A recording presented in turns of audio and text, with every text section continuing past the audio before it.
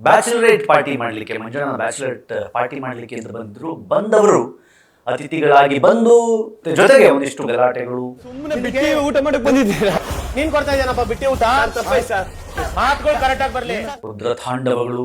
ಏನ್ ಮಾತಾಡ್ಬೇಕು ಅಂತ ಮಾತಾಡ್ತಾ ಇದ್ಯಾ ಗಿಲ್ಲಿ ನೀನು? ಒಳ್ಳೆ ಮೂಮೆಂಟ್ ಕಾಲ್ ಮಾಡ್ತಾ ಇದ್ಯಾ? ಎಲ್ಲದಕ್ಕೂ ಒಂದು ತಾಳ್ಮೆ ಐತೆ ಗಿಲ್ಲಿ, ಇರಿಟೇಟ್ ಮಾಡ್ತಾ ಇದ್ಯಾ ತುಂಬಾ. ವೈಯಕ್ತಿಕ ನಿಂದನೆಗಳು, ವೈಯಕ್ತಿಕ ಟಾರ್ಗೆಟ್ಗಳು. ಕೆಲವೊಂದು ಪರ್ಸನಲ್ಗೆ ಅಂತ ಬಂದ್ಬಿಟ್ರೆ ಸಪ್ಲೈಯರು ಅಲ್ಲ, ನಾನು ಅತಿಥಿನೂ ಅಲ್ಲ, ಬೇರೆ ಆಗ್ಬಿಡ್ತೀವಿ. ಒಳಗಡೆ ಅತಿಥಿಗಳಿಂದಲೂ ಅತಿರೇಕದ ವರ್ತನೆ ಆಯ್ತು ಅಂತ ಹೇಳಿ ಸೋಷಿಯಲ್ ಮೀಡಿಯಾದಲ್ಲಿ ಟ್ರೆಂಡ್ ಆಗ್ತಾ ಇದೆ. ನಾವೇನು ಆಟಕ್ಕೆ ಬಂದಿದೀವ ಅಭಿ? ಅವ್ನು ಬೋರ್ಡ್ ಸಿಕ್ಕೊಂಡು ಆರಾಮಾಗಿ ಅವನೇ, ನೀವು ಇಷ್ಟು ಜನ ಕಾಯ್ತಿದ್ದೀರಾ ಹೊಟ್ಟೆ ಅನ್ಕೊಂಡು. ಒಂದಾಗಬೇಕೆಂದ್ರೆ ಹೊರಗಿನಿಂದ ಇನ್ಯಾರೋ ಒಬ್ಬ ಶತ್ರು ಬರಬೇಕಂತೆ. ಹಾಗೆ ಇವ್ರು ಬಂದ ಕೂಡಲೇ ಅಶ್ವಿನಿ ಮತ್ತು ಗಿಲ್ಲಿ ಸ್ನೇಹಿತರಾಗಿದ್ದಾರೆ. ಕೂತ್ಕೋ, ಇವಾಗಲಾದ್ರೂ ನನ್ನ ಪಕ್ಕದಲ್ಲಿ ಕೂತ್ಕೊಂಡು ಮಾತಾಡು ಅಂತ ಅಶ್ವಿನಿ ಹೇಳ್ತಾರೆ. ನನ್ನ ಪಕ್ಕದಲ್ಲಿ ಕೂತ್ಕೋ, ಇವತ್ತಾದ್ರೂ ಮಾತಾಡು, ಕೂತ್ಕೋ. ಕ್ಯಾರೆಕ್ಟರ್ ರೋಸ್ಟ್ ಮಾಡಬೇಕು ಅಂದಿದ್ದನ್ನ ಸಭ್ಯತೆ, ಈ ಗಿಲ್ಲಿಯ ವ್ಯಾಪ್ತಿಯಲ್ಲಿ ಸಭ್ಯತೆ ಅಂದ್ರೆ ಏನು ಅಂತ ಗೊತ್ತಿಲ್ಲ, ಬಟ್ ಆದ್ರೆ ರೋಸ್ಟ್ ಎಲ್ಲ ಊಸ್ಟ್ ಮಾಡಾಕ್ಬಿಟ್ರು ಫುಲ್. ಒಂದು ತರ ಯಾರ್ಯಾರು ಬರ್ತಾರೋ ಅನ್ಕೊಂಡೆ, ಇವ್ರು ಬಂದ್ಮೇಲೆ ಅನ್ನೋ ತರ ಆಗ್ಬಿಡ್ತು. 5 ಜನ ನೆಂಟರು ಬಂದ್ರು, ತಿಂದ್ರು ತಿಂದ ಮೇಲೂ ತಿಂದಾಕು ಅವ್ರಿಗೆ ಇಷ್ಟ ಇರ್ಬೇಕಾದ್ರೆ ತಂದಾಕ ಅವರು ನಾವು ನಮಗೆ ಇಷ್ಟ ಇರಬೇಡ. ನಮಸ್ಕಾರ, ಸ್ಪೀಡ್ ಪ್ಲಸ್ ಕರ್ನಾಟಕದ ವಿಶೇಷ ಕಾರ್ಯಕ್ರಮಕ್ಕೆ ಸ್ವಾಗತ. ನಾನು ನಿಮ್ಮ ಕಿರಿಕೀರ್ತಿ. ಬಿಗ್ ಬಾಸ್ನ ಮತ್ತೊಂದು ವಾರದ ಕತೆ ಕಿಚ್ಚನ ಜೊತೆ ರೆಡಿ ಆಗ್ತಾ ಇದೆ. ಸೊ ಹೀಗಿರುವಾಗ ಈ ವಾರ ಏನೇನಾಯಿತು ಮನೆಯಲ್ಲಿ? ಈ ವಾರ ಎಂದಿನ ವಾರಗಳಂತಲ್ಲ, ಯಾಕಂತಂದರೆ ಒಂದು ವಾರ ಪೂರ್ತಿ ಹೊರಗಿಂದ ಗೆಸ್ಟ್ ಬಂದಿದ್ದರು. ಅಂದರೆ ಪ್ರೀವಿಯಸ್ ಸೀಸನ್ನ 5 ಸ್ಪರ್ಧಿಗಳನ್ನು ಮನೆಯೊಳಗೆ ಬಿಡಲಾಗಿತ್ತು.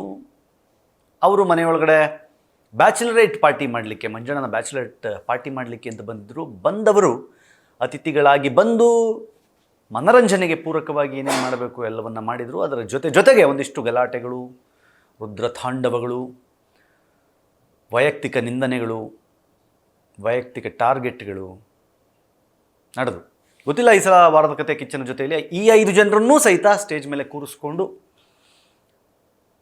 ಪಂಚಾಯಿತಿ ನಡೆಯುವ ಸಾಧ್ಯತೆ ಇದೆ ಶನಿವಾರದ ಎಪಿಸೋಡ್ನಲ್ಲಿ ನನ್ನ ಪ್ರಕಾರ. ಆದರೆ ಏನೇನೆಲ್ಲ ಆಯಿತು ಈ ವಾರ?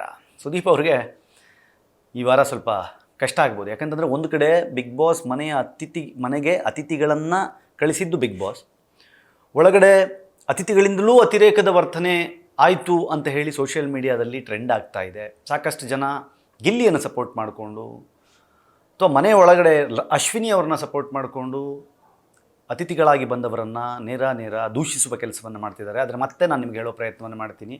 ಏನು ಅತಿಥಿಗಳು ಬಂದಿರ್ತಾರೆ ಅವರು ಹೊರಗಡೆ ಬಿಗ್ ಬಾಸ್ ಕಂಟೆಂಟ್ ಟೀಮ್ನ ಅಣತಿಯಂತೆ ಏನು ಹೇಳಿರ್ತಾರೋ, ಹೇಗಿರಬೇಕು, ಏನಾಗಬೇಕು, ಯಾವುದನ್ನು ಫೋಕಸ್ ಮಾಡಬೇಕು, ಯಾರನ್ನ ಬಡದೆಬ್ಬಿಸಬೇಕು, ಯಾರನ್ನ ಕಿಚಾಯಿಸಬೇಕು, ಯಾರನ್ನ ಕಂಟ್ರೋಲ್ಗೆ ತಗೋಬೇಕು ಅನ್ನುವ ಒಂದು ಮೆಂಟಲ್ ಪ್ರಿಪ್ರೇಷನ್. ಅಂದರೆ ನೀವು ಸ್ಕ್ರಿಪ್ಟ್ ಅಲ್ಲದೆ ಇದನ್ನು ಮೆಂಟಲ್ ಪ್ರಿಪ್ರೇಷನ್. ನೋಡಿ ಸರ್, ಇವರೊಂದು ಸ್ವಲ್ಪ ಡಲ್ ಇದ್ದಾರೆ, ಇವ್ರಿಗೊಂದು ಸ್ವಲ್ಪ ಪ್ರೊವೋಕ್ ಮಾಡಿ ಎತ್ತ ಪ್ರಯತ್ನ ಮಾಡಿ ನೋಡಿ. ಇವರು ಸ್ವಲ್ಪ ಹೈಪರ್ ಆ್ಯಕ್ಟಿವ್ ಆಗಿದ್ದಾರೆ, ಅವ್ರಿಗೆ ಅರ್ಥ ಮಾಡಿಸಿ. ಇವರು ಸ್ವಲ್ಪ ಜಾಸ್ತಿ ಜೋಶ್ ತೋರಿಸ್ತಾ ಇದ್ದಾರೆ, ಎಲ್ಲರೂ ಕಾಲು ಎಳಿತಾ ಇದ್ದಾರೆ, ಅವ್ರನ್ನೊಂಚೂರು ಸೆಟಲ್ ಮಾಡಿ. ಹೀಗೆಲ್ಲ ಇರುತ್ತೆ. ಇವ್ರು ಭಾಳ ಜಗಳ ಆಡ್ತಾ ಇದ್ದಾರೆ, ಇವರು ಆ ದರ್ಪವನ್ನು ಒಂಚೂರು ಕಮ್ಮಿ ಮಾಡಿ ಅಂತೆಲ್ಲ ಹೇಳಿ ಕಳಿಸಿರ್ಬೋದು. ಅದನ್ನು ಅವ್ರು ಮಾಡುವ ಪ್ರಯತ್ನವನ್ನು ಮಾಡ್ತಿರ್ಬೋದು. ಅದರ ಆಚೆಗೆ ಮನೆಯೊಳಗಡೆ ಇದ್ದಂತಹ ಗಿಲ್ಲಿ ಮತ್ತು ಅಶ್ವಿನಿ ಅವರು ಈಗ ಕುಚ್ಚುಕು ಗೆಳೆಯರಾಗಿದ್ದಾರೆ. ಇದು ಈ ವಾರದ ಹೈಲೈಟ್. ಮನೆಯೊಳಗಡೆ ಇರುವ 2 ಶತ್ರುಗಳು ಒಂದಾಗಬೇಕೆಂದರೆ ಹೊರಗಿನಿಂದ ಇನ್ಯಾರೋ ಒಬ್ಬ ಶತ್ರು ಬರಬೇಕಂತೆ. ಹಾಗೆ ಇವರು ಬಂದ ಕೂಡಲೇ ಅಶ್ವಿನಿ ಮತ್ತು ಗಿಲ್ಲಿ ಸ್ನೇಹಿತರಾಗಿದ್ದಾರೆ. ಕೂತ್ಕೋ, ಇವಾಗಲಾದರೂ ನನ್ನ ಪಕ್ಕದಲ್ಲಿ ಕೂತ್ಕೊಂಡು ಮಾತಾಡು ಅಂತ ಅಶ್ವಿನಿ ಹೇಳ್ತಾರೆ. ಕೈ ಹಿಡ್ಕೊಂಡು ಗಿಲ್ಲಿ ಅಶ್ವಿನಿ ಅವ್ರ ಜೊತೆ ಓಡಾಡ್ತಾ ಇದ್ದಾರೆ. ಅವರಿಬ್ಬರ ನಡುವಿನ ಒಂದು ಅದ್ಭುತವಾದ ಬಾಂಡಿಂಗ್ ಕಾಣ್ತಾ ಇದೆ ಈ ವಾರ. ಅದರ ಆಚೆಗೆ ಆರಂಭದಲ್ಲೇ ಗಿಲ್ಲಿ ಸಭ್ಯತೆ ಮೀರದಂತೆ ರೋಸ್ಟ್ ಮಾಡಬೇಕು ಅಂದಿದ್ದನ್ನು, ಸಭ್ಯತೆ ಈ ಗಿಲ್ಲಿಯ ವ್ಯಾಪ್ತಿಯಲ್ಲಿ ಸಭ್ಯತೆ ಅಂದರೆ ಏನು ಅಂತ ಗೊತ್ತಿಲ್ಲ, ಬಟ್ ಆದರೆ ರೋಸ್ಟ್ ಎಲ್ಲ ಊಸ್ಟ್ ಮಾಡಾಕ್ಬಿಟ್ರು, ಫುಲ್ ನೆಕ್ಸ್ಟ್ ಲೆವೆಲ್ ಊಸ್ಟ್ ಮಾಡಾಕ್ಬಿಟ್ಟಿದ್ರು.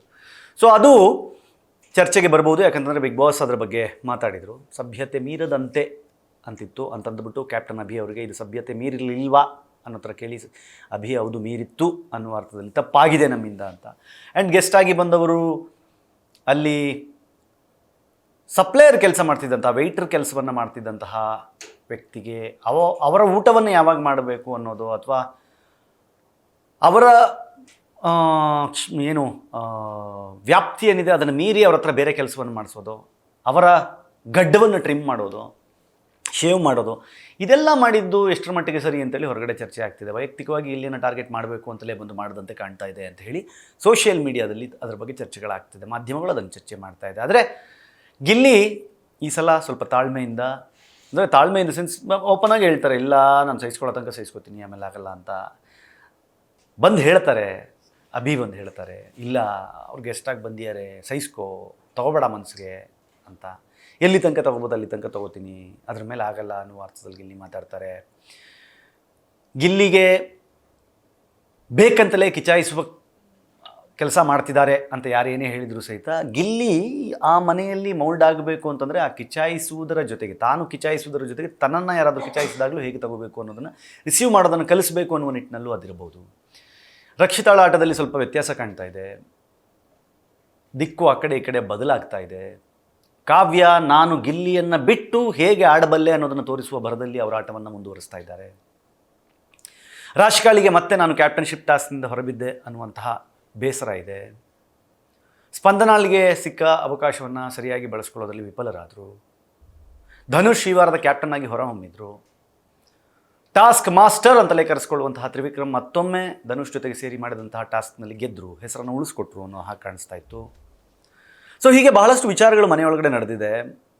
ಆದರೆ ಕೆಲವೊಂದು ಪಾಸಿಟಿವ್, ಕೆಲವೊಂದು ನೆಗೆಟಿವ್ ಅಂತ ತೊಗೊಳ್ಳೋದಾದರೆ, ಬಹಳ ದೊಡ್ಡ ನೆಗೆಟಿವ್ ಅಂತ ಹೊರಗಡೆ ಪ್ರಪಂಚಕ್ಕೆ ಕಾಣಿದ್ದು ಇಂಡಿವಿಜುವಲ್ ಟಾರ್ಗೆಟ್ ಮಾಡಿಕೊಂಡು ಕೆಲವರನ್ನ ಟಾರ್ಗೆಟ್ ಮಾಡಿದರು ಅಂತ. ಗೊತ್ತಿಲ್ಲ ಅದರ ಬಗ್ಗೆ ಏನು ಚರ್ಚೆ ಆಗ್ಬೋದು, ಏನಾಗ್ಬೋದು. ಫಸ್ಟ್ ಆಫ್ ಆಲ್ ಗೆಸ್ಟ್ಗಳ ಜೊತೆಲಿ ಕೂರಿಸ್ಕೊಂಡು ಪಂಚಾಯಿತಿ ಆಗುತ್ತಾ ಅನ್ನೋದು ಮೊದಲನೇ ಪ್ರಶ್ನೆ. ಎರಡನೇದು ವೆರಿ ಇಂಪಾರ್ಟೆಂಟ್ಲಿ ಅಶ್ವಿನಿ ಮತ್ತು ಗಿಲ್ಲಿಯವರು ಮನೆಯೊಳಗಡೆ ಒಂದಾಗಿರೋದು, ಅದು ಹಾಗೆ ಮುಂದುವರಿಯುತ್ತೆ ಅಂತಲ್ಲ, ನೋಡಬೇಕು. ಅಟ್ ದ ಸೇಮ್ ಟೈಮ್ ಮನೆಯೊಳಗಡೆ ಧ್ರುವಂತ್, ಸೂರಜ್, ಧನುಷ್ ಈ ಒಂದು ಬಾಯ್ಸ್ ಗ್ಯಾಂಗ್ನ ಪ್ರತಿನಿಧಿಗಳು ಬಹಳ ಅಬ್ಬರದ ಗಲಾಟೆಯನ್ನು ಹೋಗೋ ಬಾರೋ ಏಕವಚನದಲ್ಲಿ ಮತ್ತೆ ಬಂದು ನಿಂತಿದೆ. ಹೋದ ವಾರ ಏಕವಚನದ ಬಗ್ಗೆ ಅಷ್ಟು ದೊಡ್ಡ ಪಾಠವಾದರೂ ಸಹಿತ ಈ ವಾರ ಮತ್ತೆ ಏಕವಚನದ ಪ್ರಹಾರಗಳ ಮನೆಯಲ್ಲಿ ಆಗಿದೆ. ಸೊ ಹಾಗಾಗಿ ಅದು ಹೇಗೆ ಸುದೀಪ್ ಅವ್ರನ್ನ ರಿಯಾಕ್ಟ್ ಮಾಡೋ ಥರ ಮಾಡುತ್ತೆ ಅನ್ನೋದನ್ನು ಪಂಚಾಯಿತಿಯಲ್ಲಿ ಕಾದು ನೋಡಬೇಕು. ನಿಮಗೇನು ಅನಿಸುತ್ತೆ ಈ ವಾರದ ಹೈಲೈಟ್ ಏನು, ಯಾರು ಉಳ್ಕೋಬಹುದು, ಯಾರು ಹೋಗಬಹುದು ಈ ವಾರ? ಒಂದು ರೇಸ್ ಅಂತೂ ಇದೆ ಈ ವಾರ. ಯಾಕೆ ಅಂತಂದರೆ ಎಲ್ಲ ಒಂಥರ ಟಫ್ ಕಂಟೆಂಡರ್ಗಳು ಬಂದು ಕೂತಾಗ ಯಾರ ಮೇಲೆ ತೂಗುಗತಿ ಇದೆ ಅಂತ ಹೇಳೋದು ಕಷ್ಟ ಆಗ್ಬೋದು. ಕೆಲವರ ಪ್ರಕಾರ ಕೆಲ ಹೆಸರುಗಳು ತುಂಬ ಸ್ಪಷ್ಟವಾಗಿ ಗೋಚರಿಸ್ತಾ ಇದ್ದರೂ ಸಹಿತ ಈ ಕ್ಷಣಕ್ಕೆ ಅದನ್ನು ಹೇಳಲಿಕ್ಕೆ ಬರೋದಿಲ್ಲ. ಅದು ಕಂಟೆಂಟ್ ಜೊತೆಗೆ ವೋಟಿಂಗ್ ಎರಡೂ ತುಂಬ ಮ್ಯಾಟ್ರ್ ಆಗುತ್ತೆ ಇಲ್ಲಿ. ಸೊ ಹಾಗಾಗಿ we should weight and watch, ನೋಡೋಣ ಏನಾಗುತ್ತೆ ಅಂತ. ನಿಮ್ಮ ಫೇವ್ರೆಟ್ ಕಂಟೆಸ್ಟೆಂಟ್ ಯಾರು ಈ ವಾರ, ಹಾಗೆ ನಿಮ್ಮ ಕಳಪೆ ಯಾರು? ಕಮೆಂಟ್ ಮಾಡಿ ಹೇಳಿ. ನೋಡ್ತಾ ಇರಿ ಸ್ಪೀಕ್ ಪ್ಲಸ್ ಕರ್ನಾಟಕ. ಇದು ನಿಮ್ಮಿಂದ ನಿಮಗಾಗಿ, ನಿಮಗೋಸ್ಕರ. ಮತ್ತೆ ಸಿಗ್ತೀನಿ. ನಮಸ್ಕಾರ.